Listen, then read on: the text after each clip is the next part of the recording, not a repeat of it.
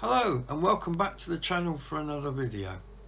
As I record this, we are around about the 979, 980 subscriber mark, so getting very close. So the chances to enter in for one of the wonderful watches is getting smaller and smaller. So if you haven't done it already, please subscribe, put the word watch in the comments below, and we'll put your name in the hat to be drawn out by somebody who you may know when we reach 1,000, which won't be long now. And thank you everybody for taking part so far and subscribing. It's really appreciated.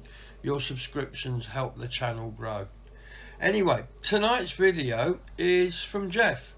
It's one of those kind of what if videos, you know, what if something had happened, what would have happened after that? Well, this is one of those, but with a real twist in the tale. And this one had the power to have changed history. So, Jeff, what have you got?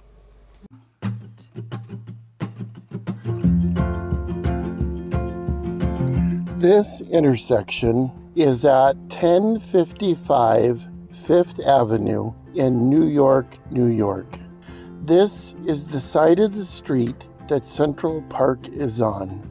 It was December 13th, 1931, and the day started out just like all the other days for Edward Cantazano and his father in Yonkers. Edward was frantically looking for a job because he had been out of work for months and months, and the rent was due, and the refrigerator was empty, and he was trying to provide for both him and his father. Edward had worked as a truck driver and a mechanic in the past, and right now he needed a job, any job. So this morning, December 13th, he ran down, jumped in his car, and decided to go into New York and try and find a job, any job. Edward went on to serve in World War II with distinction and lived a very long life until he died in 1989, but this day, December 13th, 1931, will be the worst day of Edward's life. On this day, while traveling up Fifth Avenue, he struck a man who was crossing the street, and he was hurt very badly. The newspaper sketch used was incorrect because if you notice, there is a checkerboard stripe on the car indicating it was a cab. It was not a cab. It was Edward's own personal car, and the man was lying on the pavement. Edward jumped out of his car and started screaming, "I've killed a man, I've killed a man," and the crowd instantly surrounded the injured man. The man was bleeding profusely from the nose, the mouth, and a gaping gash across his forehead. The crowd began to administer first aid the best they could, and a few minutes later the police showed up.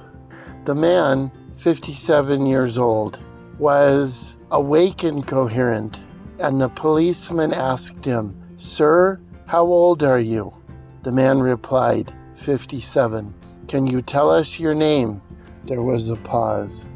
The man answered, "The Right Honorable Winston S. Churchill."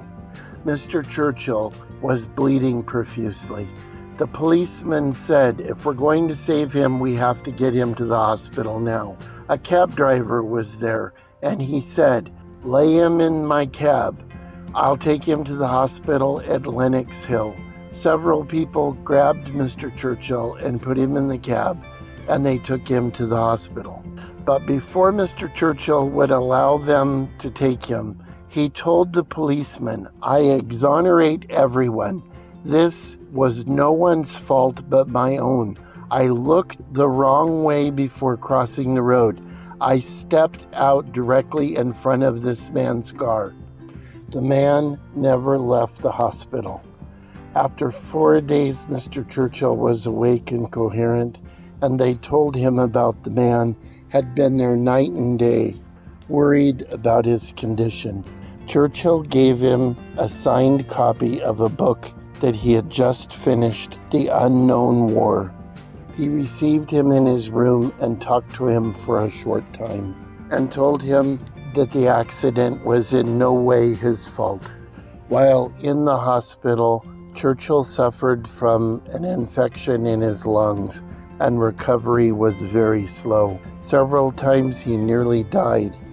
His injuries included cracked ribs, bruised internal organs, a gaping gash on his forehead. He was in rough shape.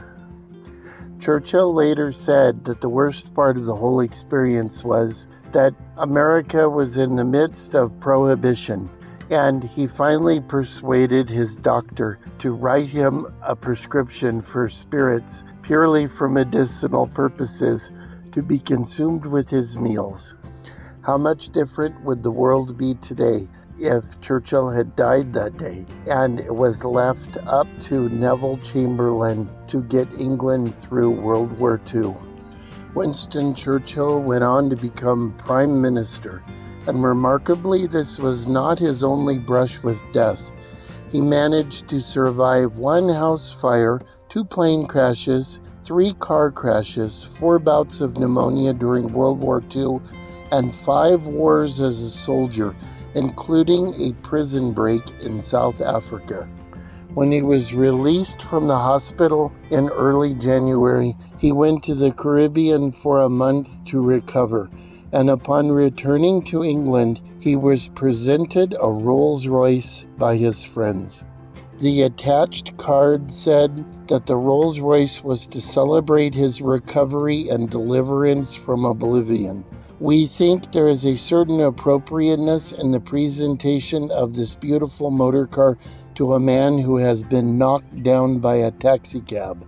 While convalescing in the hospital, he sold the story of the crash to the New York Times for $2,500, and he offered the money to Edward because he knew that he was in dire financial straits. Edward refused the money, but the two became close friends, and several months later in New York, when he gave a speech, Edward and his father was in the front row. A funny story about when Winston Churchill was in the hospital. The nurse went to the doctor's office and he was just kind of staring out into space. The nurse asked the doctor, well, what's wrong? What's going on? And the doctor looked at her and said, I have a telegram from the King of England in my pocket. I leave you now in upper state New York along the Black River Canal. Remember, everyone, be good to each other, do good deeds, think good thoughts, and I will see you on the next adventure.